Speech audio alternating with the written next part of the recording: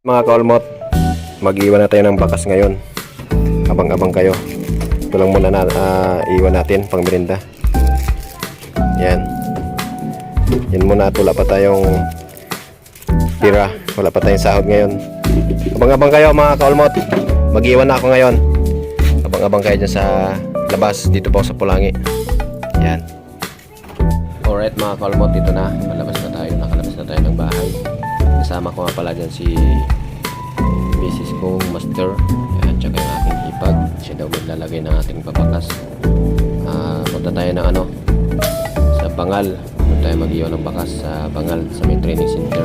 Yan, dito tayo maglalagay dahil request ng ating followers sa health center daw ng ating barangay Pani. Yan, abang-abang kayo mga kaulmot at ito na yung request.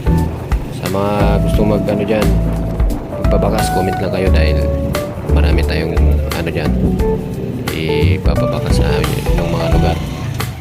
Yan, dito na tayo mga kaulmot. Dito na tayo ng mga sa nag-request sa akin na dito daw ako maglagay sa health center ng Bangal. Sana ikaw makakuha nito, hindi ka maunahan ng ating mga ibang followers natin. Sana ikaw makakuha nito. Yan, good luck sa'yo, kaulmot. Right, dito na tayo, malapit na. Alright, dito na tayo, malapit na tayo kaulmot. At nakikita natin ang training center. Dito na tayo sa may Methodist. Yan, palampasin natin tong ban na puti. Ayan na. Okay to, walang tao mga kaulmot.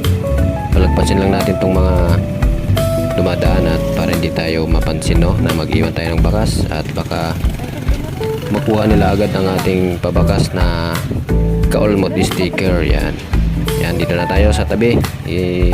Igigilid ko na at hanap tayo ng paglalagyan mga kaulmot. Alright, ayun, dito sa poste kaulmot. Ito na kaulmot, dito ko naiiwan sa may tabi ng clinic ng Bangal. Yan, sa Bangal. Ito yung aking alagad. Okay ka na mag-iwan bakas. Doon sa puno. Sa poste. Daga naman tubig dyan, tubig. O, pakita mo doon. Kita mo doon. Karang. Ayan po.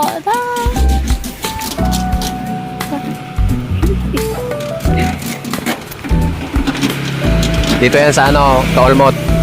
Sa Bangal. Ayan yung Bangal. Yung pupuntang plaza. Ito yung health center ng Bangal. Yan, sa makakakuha nyan, comment lang. Bye bye, thank you.